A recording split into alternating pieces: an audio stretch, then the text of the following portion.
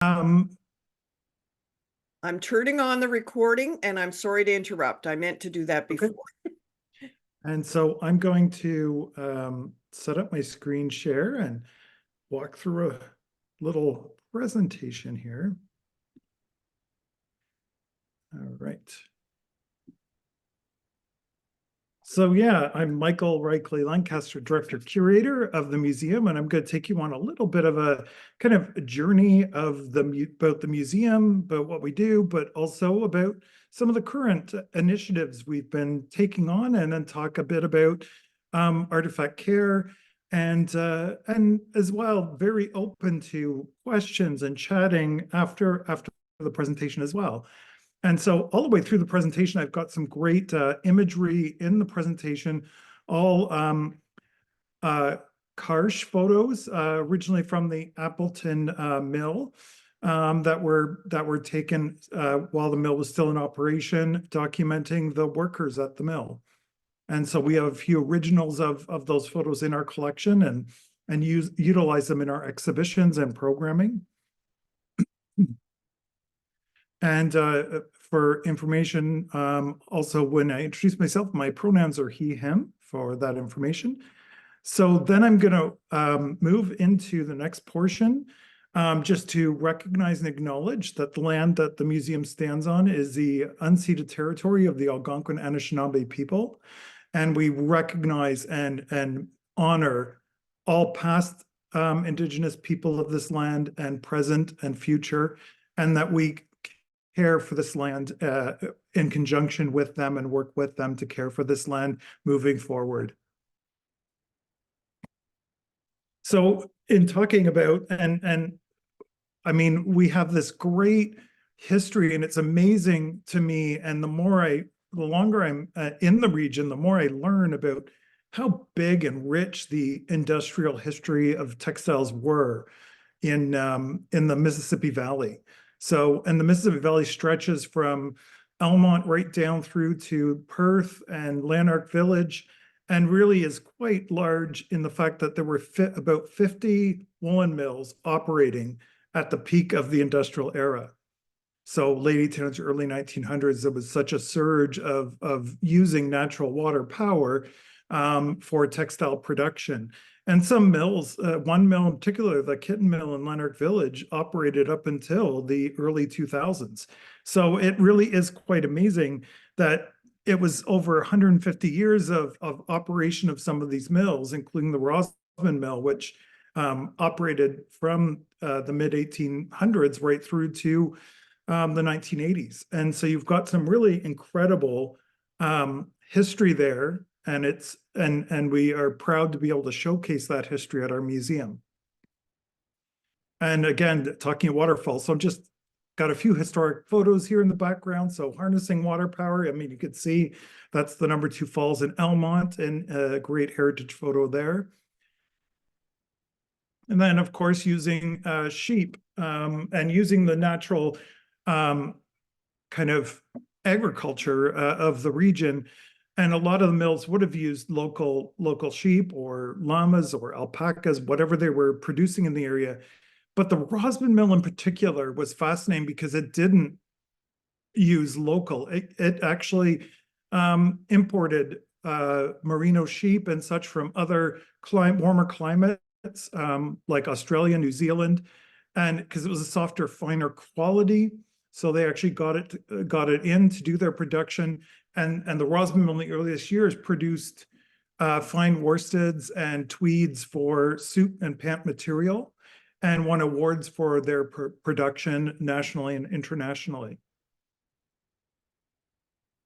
So, I mean, we talk about settlement, and we want to always, as we learn more and more, talk about pre-settlement as well. And so, I mean, it was an extreme economic driver, and specifically when we talk about the mill industry, and in Elmont, I know the history there more than I do the other regions, but in Elmont, it was 60% of the population worked in the textile mills in Elmont at its peak. And during 40 years of its operation, it was Rosman Woolen Company was the biggest woolen mill in Canada of its kind. So that puts it in perspective perspective for the size and scale. So at its peak, the Rosman Mill had 300 employees in that mill alone. And then you look at the fact there were 7 other mills operating in Elmont. So it really was known as unofficially as the Little Manchester of Canada because of such a small condensed area having so many mills operating. So just thinking back to the sounds of the bells going off and the whistles and it just would have been quite something. And we did recently, we actually did a recreation of the workers walking to work, and we had about 300 people do the walk from the poorest part of Elmont to the mill, just to give that sense of the number of people. And we recorded that this past summer. Again, another great Karsh photo of the gentleman about to put the fleece in the carding machine. So we talk a little about here, touching on the different processes, and certainly the Rosman Mill specifically had this was the kind of the processing. So you start with shearing of the sheep, and so they got their sheep, the fleece in from, as I said, New Zealand or Australia. Then it went to the sorting, the scouring, picking, carding, spinning, weaving, and then finishing.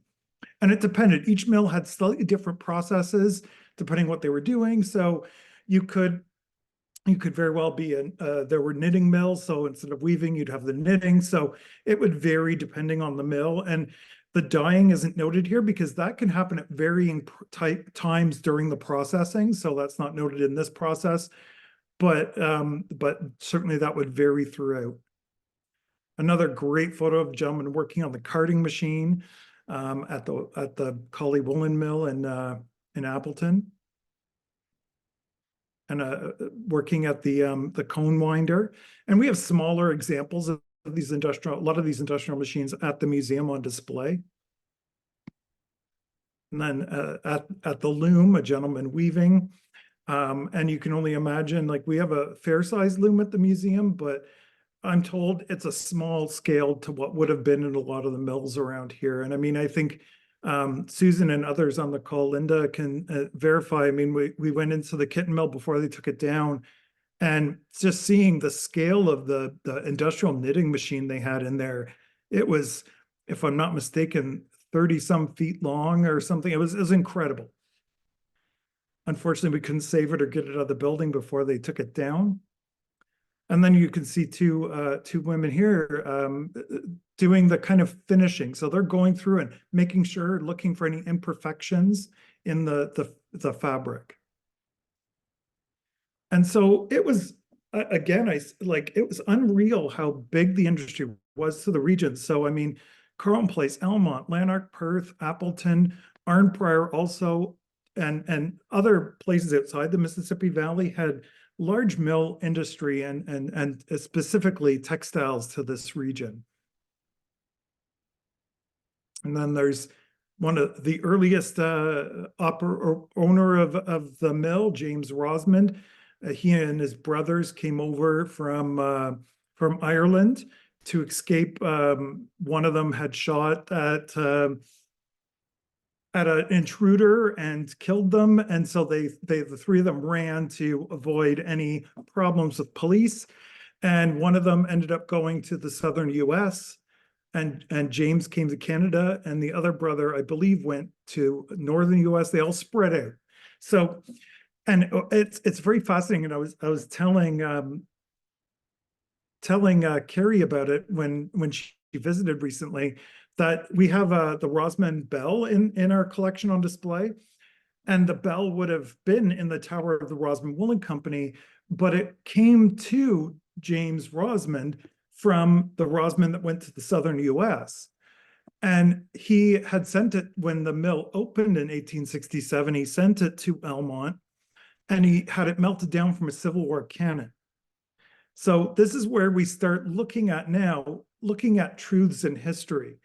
And so that bell was melted down for Civil War cannon. We've done more research to find out that Rosman was fighting for the South because he wanted to keep slavery going to continue making good money for himself. So that, to me, we've been starting to talk more and more about that as a Black history thing that has ended up in our museum in Canada, or in the mill, but in the museum. and talking about slavery. So it's a very fascinating to start opening those discussions of true history and not just looking at the pretty aspects of history.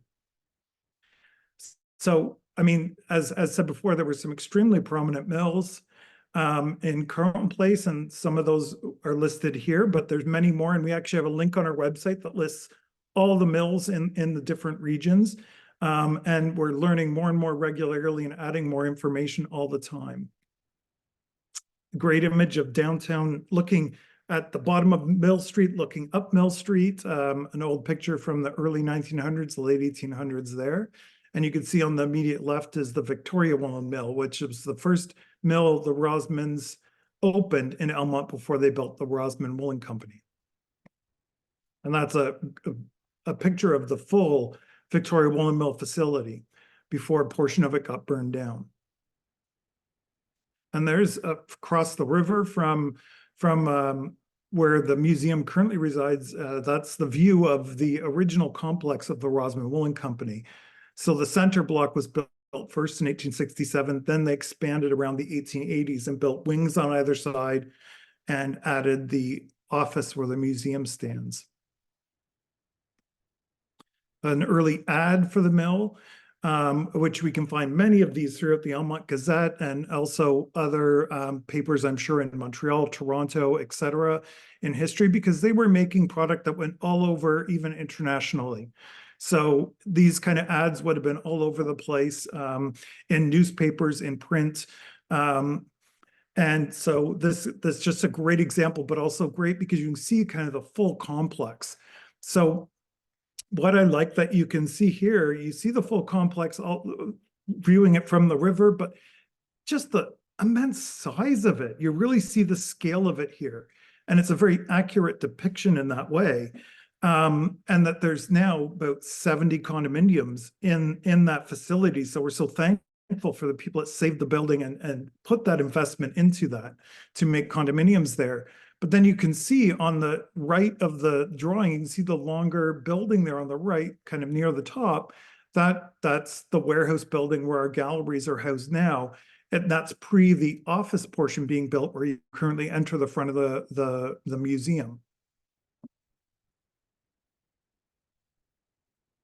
And then this showcase shows the Brown Mill, which was kind of near where the Elmont Town Hall is, old Town Hall is now in Elmont, kind of also near where the Thoburn Mill is, so in that kind of region, but does not exist anymore. And this was the Watchhorn Mill, which is in the Merrickville District area. So it just shows the different types and the structures, and just so thankful some have been saved. And then Lanark Village, a great image there. Unfortunately, I'm not sure what the built, I don't know Lanark Village as well. Then another one that was disappointing was in Appleton, the ruins of the Collie Woolen Mill. Unfortunately, there was a trying to save those remnants that were there and have them restored to stay as they are. But at night, at one point, the owner of the property knocked a majority of it down. There's very little of it remaining, and that was probably about 15 years ago. Another shot of looking up Mill Street, just a great photo, seeing all the people in their dress and seeing the horse and buggies. And so this is the museum circa 2005. I came in shortly after that, but it certainly looked like this when I came into the museum. And we put together right away when I came on, I worked with the board at the time, and we put together a 10-year kind of restoration, conservation, and plan to make the facility usable year-round. So, and you can see here some of those industrial textile machinery artifacts that we have currently on display in a much different way. And just how different the facility looks. And I was going through documents today for another grant I'm writing and looking at the documents from 15 years ago, looking at imagery of 15 years ago, just to see how far we've come.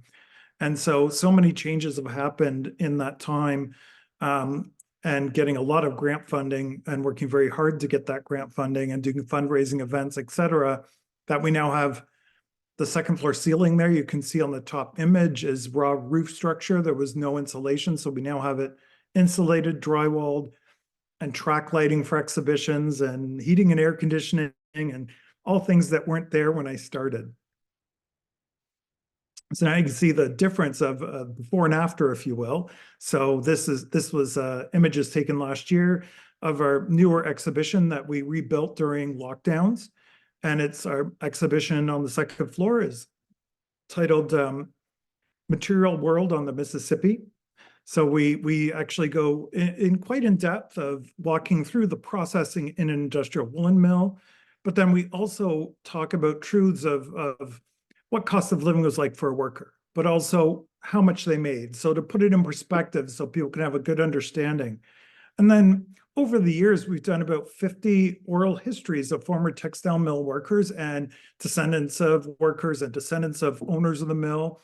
And so we've compiled those and made them as a part of the exhibition as well. So we have them while you're learning about how each machine operated in a video, then you'll also see where a worker comes in and talks about working on that machine. So there's some really great interactive stuff that you can gain a lot of knowledge, and we've made it also bilingual so that it has more ability for more people to be able to see what it's all about, and closed captioning on it so people can read it as well. Then other major milestone things we've done and have accessible to people at the museum if you book time. We have our Textile Research Center, named after the first curator of the museum, Mary Lettner. So it's our Mary Lettner Textile Research Center. And we have a great collection of some first edition textile related books, publications, as well, some amazing amount of dye books. And all it's on our website. You can search and find a list of any books so that you can book time to come and use them and research. And so, yeah, there's some great publications that we have accessible. Then we have a wonderful newer textile rolled storage system that was installed just after lockdowns. It was supposed to be before, but COVID got in the way. So now we have this great rolled textile storage, and the coverlets on the table there is a newer collection that came to us just before lockdowns as well, from a gentleman in Napanee, a collector. And so he's donated these jacquard coverlets to the museum, and there's more coverlets coming of other types coming to us early in this new year. So they just came off of exhibition, and they'll be momentarily rolled back into the storage for long-term care. So that's where we talk a little bit about the care of objects. And in an ideal scenario, if you have space to do it, which not everyone will, but textiles are best for the most part stored rolled. And certainly unless and most people will fold them, and that's fine to do as long as you every few months change the folds so you don't get permanent creases or permanent damage to the pieces. The other thing we always like to note too, and this is for history people like myself, if you're a maker and you make woven pieces, or you do quilting or whatever it may be, sign your name to it. That helps us a lot for historic researchers, but also we like to add the social history to it. So we know about the person, we know about the family. We can do a lot more curatorial when we have more information about and put that social history or that person to the piece. So I'll take you on a little bit of a journey, and then we'll talk a little more about artifacts as well. So it's been an interesting time, and I think lockdowns have taught us so much about social truths. And so much came out, if you will, during lockdowns. I mean, the remains being found on former residential schools, and what we've learned about that and what we're gaining. And now we do land acknowledgements. And so we've grown a lot, and there's so much more to do. So for us, our museum, what happened was for inclusion in 2019, before any pandemic, we put up a rainbow flag in front of our museum. And we just put it up there to show we're diverse, we're inclusive, we're open, and we want to be open for everybody to come into our space and be safe. And about a year in the flag being up, it got torn down and was found shredded in a neighboring park. And the outcry from the community was so brilliant that we had a young couple do a GoFundMe to raise money for a flag to replace it. We had the community just rallying. Everyone wanted to put up flags. Most of the stores in the town put up rainbow flags. And we had people just bringing us more and more flags. We had so many flags, we were giving them out to support the rest of the community. But it was just so empowering that the community was really behind us. And our mayor spoke up against hate crimes. And that just meant the world that you felt, as myself, as a member of the 2SLGI plus community, it made me feel safe. It made me feel a part of the community, because when it first happened, boy, we felt unsafe as a team working in our facility during lockdowns, but still being able to work this big enough space that we could be separated enough that we weren't working close to each other. But it certainly made us feel like we weren't safe in the building. We were so relieved that we could keep the doors locked and we're in lockdowns. And so having that positive energy and positive give back to the museum and show of support, we put the flag back up as soon as we had a flag and put it up much higher that's not reachable. And we continue to make these open, where we want our museum to be an open space to talk about true history. And to me, I'm always so excited to learn more and more about Black history, people of color, Indigenous, queer histories. I just think it's so exciting to open the door for more dialogue and more truths, because people have asked, why do you need to talk about these things? Because to me, it's valuable. If we only focus on, as we've done in the past, then this isn't slamming or negative on anybody, but there's been always, we've been brought into a colonial way of thinking, and we're all taught in school systems about our colonial history, but we haven't really learned truths about all other histories. And I say to people too, you can't prove that diverse people weren't here in history. You can't confirm that 2SLGBTQIA plus people weren't here. So to have that open dialogue, talk about those truths and the realities, but it also makes it that, man, we're an open space and we're really opening the door to talk about truths and reflect on history. So, and we also talk about, so we go back and I'll talk a bit more about care. For our facility, we've done so much work on caring for our facility, caring for the just wonderful space we have, and making it open and accessible space for the full community to have open dialogue about history and art and culture. So we've showcased contemporary art, textile art exhibitions, traditional textile art exhibitions, and history about the industry and history about people, all people, to open that door for dialogue and open the door for, because I just love learning. So open the door for some great learning and learning new things and learning parts of history we never knew. So caring for objects is a big part of what we do. And we have a huge section of our building where we store and care for our region's history that relate to the textile industry, but also the social impact and social history of the workers. And really like focusing on the workers more so, as in past, there's been a lot of focus on the founders of the industry, and certainly their stories are extremely interesting and valuable, and their stories are so different. But then when you start looking at the working class and really dive into their stories and how they lived and how differently they lived, is opening the door for some fascinating experiences and knowledge, and especially from all those oral histories.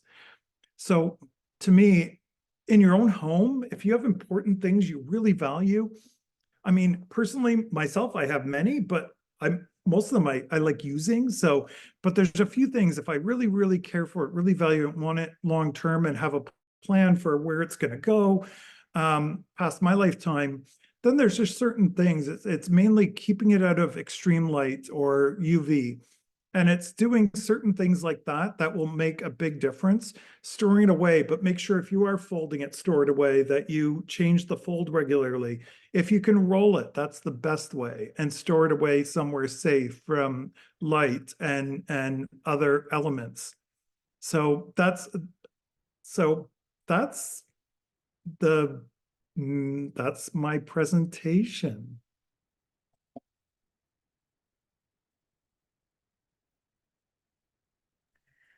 Thank you so much, Michael. We had that was really wonderful, and I know there will be questions from the audience. I haven't seen any in the chat yet.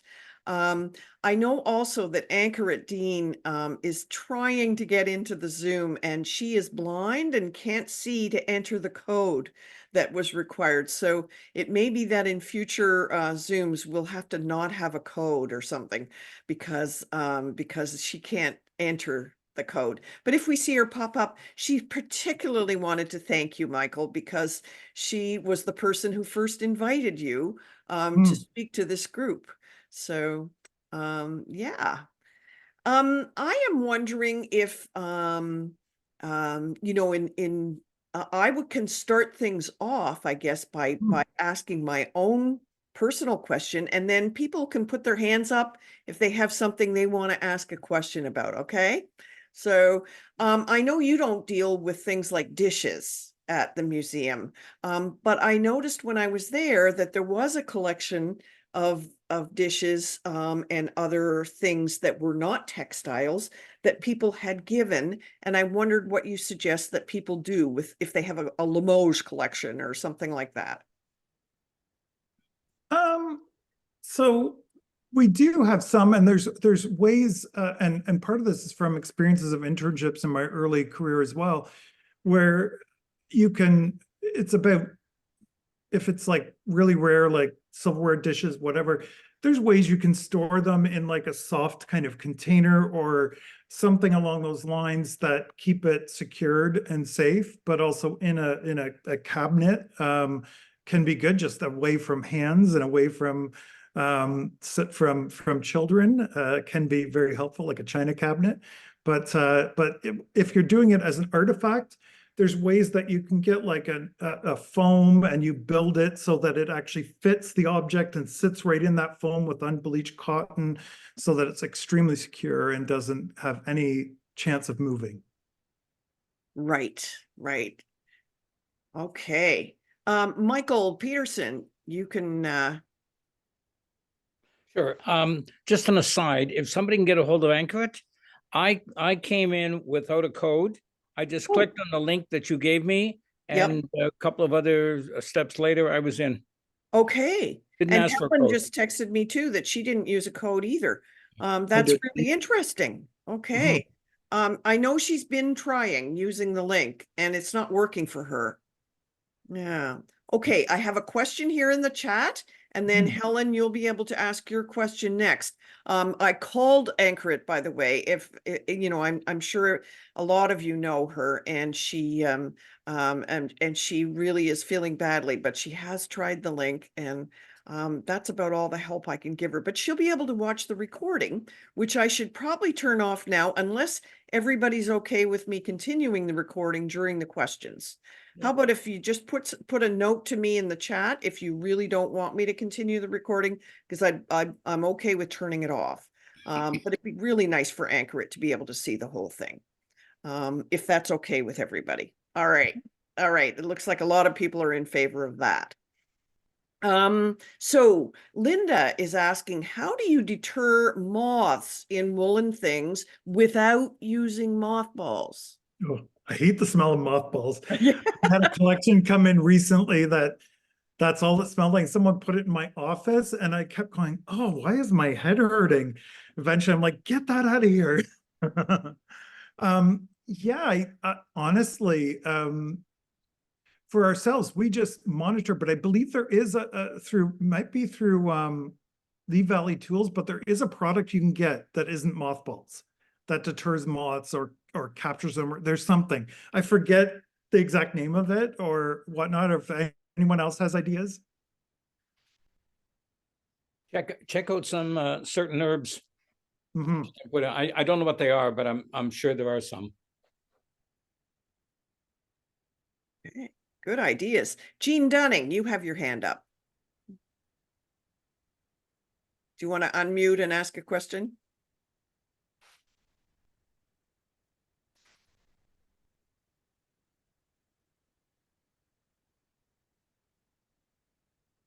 You have to unmute, Jean. Yeah, thanks, Carrie, and thanks, Michael, for the talk.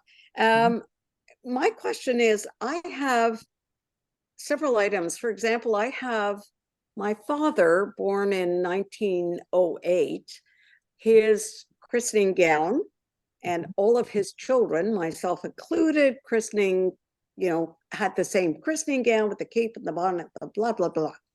I'm not sure that I have nieces or nephews that are particularly interested in this item. I thought about shadow boxing it, but what am I going to do with the shadow box, et cetera, et cetera. So my question really is, and I have a few other items that date from my grandfather gave to my mother, little things you'd put your handkerchiefs in, that kind of thing. So I do have some of those items. And I, quite a number of years ago, had a friend that worked for the Conservation Institute who gave me acid-free paper. And so they've been in that. My question for you, Michael, is, are those artifacts interesting to museums? And how would I go about donating them, or would they be significant? I mean, they're significant to the family, but I don't think the younger generation's interested. So what do I do with these things? Well, one of the things you can do is look at where your family was from. So where they mainly lived, and it's great to talk to that museum in that region, because often museums are more open to collecting things that are from their actual region, where it has the great story of the family along with it, because it's often more about the stories, it's more about the people than the object. But that's a great way that they can talk about that family and preserve that family legacy and knowledge and information. Okay, thank you. Helen Mogford, you had a question. Yes, sort of the same as Jean's. What do you do when you have something that might be valuable? I have something that's not Canadian at all, but an elderly aunt gave to my mother when I was in England, when I was 12, I don't remember, 10. And it's, she very begrudgingly gave us this beautiful tea caddy with multiple woods and brass on it. And she said, oh, things like this shouldn't be going to the colonies. And, anyway, we brought it home, and I have this sitting on a mantelpiece here, but it's probably the only thing I have any, and I don't really know any stories about it. I was too intimidated by that aunt to too young to ask the right questions, right? It was my mother's side of the family, and her mother died when she was a baby, so we never knew anything about that side of the family. But anyway, beautiful things. So what do you do with beautiful things that might be, put them on eBay eventually, or And that's the thing. It's really hard to know. You can always talk to museums in your region to see if they'd be interested, but it's really hard to say. I mean, also there's so many great charities too that will take things, use them for fundraising purposes or something, or maybe, I don't know. There's always lots of possibilities. It's really hard to say where it might fit in or what you could do, but there's I mean, we had a good example recently where someone came in and they brought in a crazy quilt, and it was in poor condition. They knew it wasn't artifact worthy, but they said, you know what, use it for fundraising. So a volunteer took it and made it into a bunch of pillows for a couch, and it's being sold. They can be now sold for a good amount of money to raise money for the museum, but someone will actually love and use these pillows. So it's thinking kind of outside the box. You could make bags, satchels, you could make a bunch of different things. And that's one thing that some people have gotten a little creative with, and that reuse. So we're not getting rid of things that maybe can't be used for what its intended purpose was, or people don't like it or are as interested in it anymore. So it's finding another use for it as well. I just wanted to mention that a couple of people have put in the chat that there used to be cedar chests that you could put woolens in. And I remember now that my mother had one. Air the things out regularly is important to know about and to do. And Margaret suggested I put my woolen sweaters in a trunk with some cotton balls with peppermint oil in it. And I think she later said that she crocheted sachet bags. Yeah, Margaret, do you want to tell us? Are you there? Yeah. Oh, Yeah, no. I just have to unmute. Yeah, I've been using peppermint oil for a while, and my woolens that sit out on shelves, I crochet sachet bags and I just take a cotton ball and put some essential peppermint oil on it and put it in the sachet bag and just sit it with the sweaters on the shelves. But then I have another trunk. It's not a cedar chest, but I also put I put tissue paper on the bottom and the top of the sweaters, and I put some peppermint oil on that tissue paper. Yeah, and I haven't had any problem with moths since I started doing that. But there was a warning from Susan. Susan Berlin said to make sure to protect the fabric from direct contact Mhm. with the Thank you for mentioning- peppermint oil. Yeah. Yeah, really important. Yeah. All right, I somehow missed that. Okay, Audrey, you will be next. You have your hand up, and then Jean after Audrey, okay? You'll need to unmute, Audrey. Right, just trying to press the thing. Actually, now I accumulated a bunch of questions. Well, first of all, do mothballs actually harm the textiles? No. Secondly, does anybody ever come to your museum and look at those looms and ask if they could come and use them to weave something? Mhm. And we actually have that's a good segue into, we actually have about 5 looms that volunteers once a week come in and weave on. And people can sign up to join them and weave with them. And so they're always doing different projects on them, sometimes blankets, rugs, and tea towels, different things that go for sale in the gift shop afterwards. That's great. That's So terrific. definitely And connect it must be with fun our- for the visitors to watch this happening too. Yes, it works Um, well. We have regular spinners that come in as well. So my third question is a quickie. I noticed that there was in about your third slide or fourth slide, there was an Archibald MacArthur. Do you remember the name or location of his woolen mill? I'd have to look that up. I don't know off the top of my head, but it's on our website. It's on your website. It is. Yeah, we have a Okay. list of all the mills in the regions, and then we also have the names of the managers or owners of the mills. But the list that you put on that card, the 4 different Mhm. ones in the area, those were all on the Mississippi River or all in the Almont Perth area, or? They were all on the Mississippi River. And my last question is, who named the Mississippi River? I mean, does it have why did it end up with the same name as the major river in the US? And did it have anything to do with the Rosamond brothers covering No, the South and the North?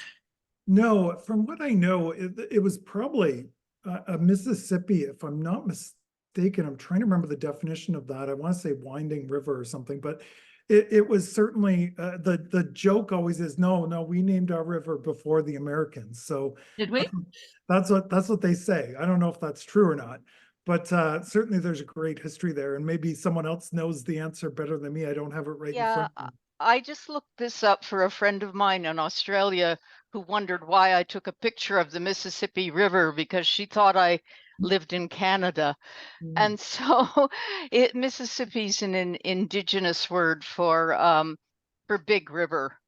And the Mississippi River in the States drains about 1/8 of the North American continent. And it's, I don't know, 3,000 kilometers long or something.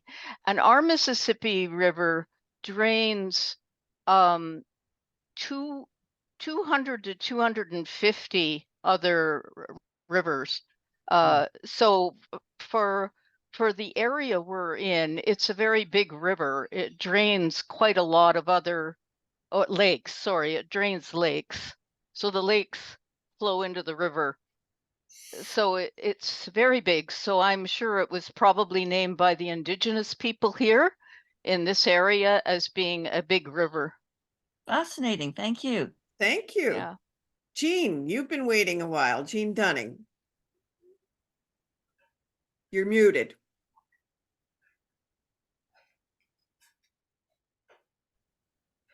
Jean, you're muted.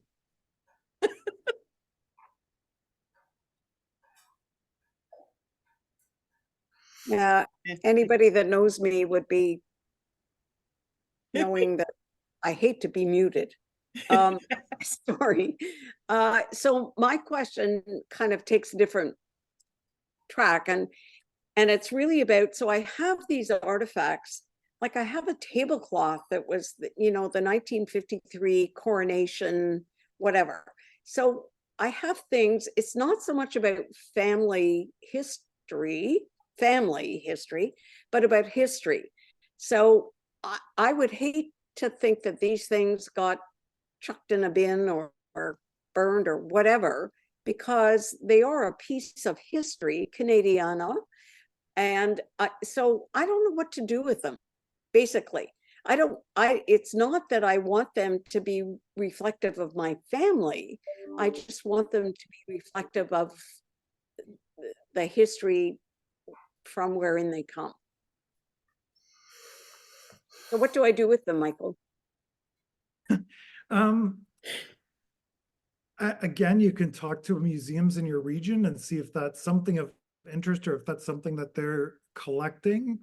And certainly that would be kind of a first step, I would think. Yeah. Okay, thanks. Yeah, the Museum of Civilization, it used to be called. And now I don't know what it's called anymore. Yeah, I think it's Canadian Museum of History or something. Yeah, yeah. Okay. There's a couple things in the chat that I should mention here. There was a question from Kat and Ross about what happened to the Lanark knitting machine. I'm gonna guess it just came down with the building. Yeah. I really don't know. Okay. And Rena noted that the MacArthur Mill is in Carleton Place. I'm not sure if that was the question, she says. Now there was another hand up. Susan, there you are. Hi, Michael. In the days before the internet, I had a fair collection of fiber books, some of them on technique, some of them on history. I don't have room for them. Would the museum want to go through a list of them and see if you're interested? Yes, Okay, I'll get in touch with you then. perfect. Thank you very much for the information about the MacArthur Mill at Carleton Place. I appreciate that very much. And the knitting machine, Linda says she heard it got taken for scrap metal by cranes. Yeah. Yeah. And it was an impressive piece. Oh my gosh. Don't get any of us from Lanark started about the kitten Oh. mill and what happened to it. It was an absolute disgrace. Yeah. Sounds like the owner sort of didn't want anybody to have any of that stuff. No, it really had wasn't the nothing to do owner. with him. Yeah, Oh, it was the okay. municipality. Township. Oh, the municipality. Well, like you said, we shouldn't get you started because all right. Any other questions? How are we doing? Oh, Michael, yes. I can just make a comment. I've been involved with weaving for a goodly number of years now. Not with the mill at all, but I did see the mill before it was restored, which was really interesting. But I'm very impressed with the number of weavers that are still around, people doing their house weaving, etc., and recognizing that that goes back to the original weaving when people came over here.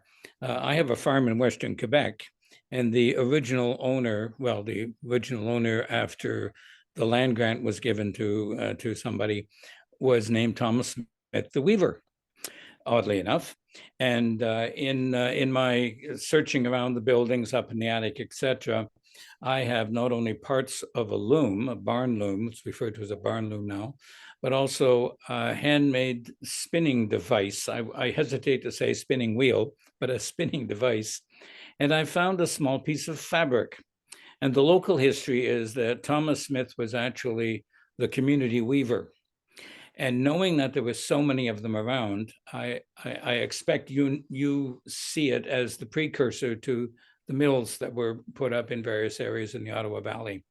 That history is still around. The women who are doing the weaving, pardon me, they're part of that history. And in all the little museums around, you see the spinning wheels from the farmhouses, and you see the old looms from the farmhouses and whatnot.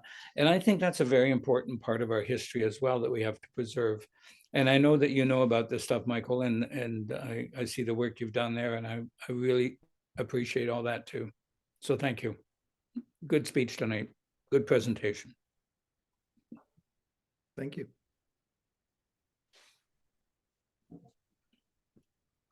You can't hear me. Susan. With respect to what Michael just said, if you don't know about the Middleton and District Museum, they have a wonderful demountable old barn loom that was transported around the community because most women knew how to spin and they had room in their homes for a spinning wheel, but they didn't know how to weave and they didn't have room for a loom.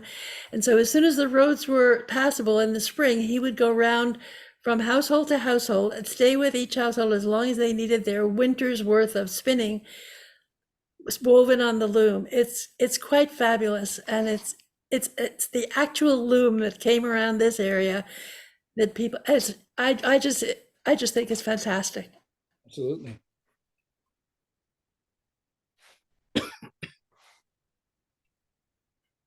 All right. Do I see any other questions? And I think I've covered all the comments that were in the chat. Yeah. Well, this has been a wonderful presentation and discussion. Really interesting. And I'm so glad that we had not only Michael, but also the people who asked such interesting questions and had such interesting things to say. And I imagine Michael is quite pleased about that too. He heard about some things. All right. So I think it's probably time to sign off now. And I'm so sorry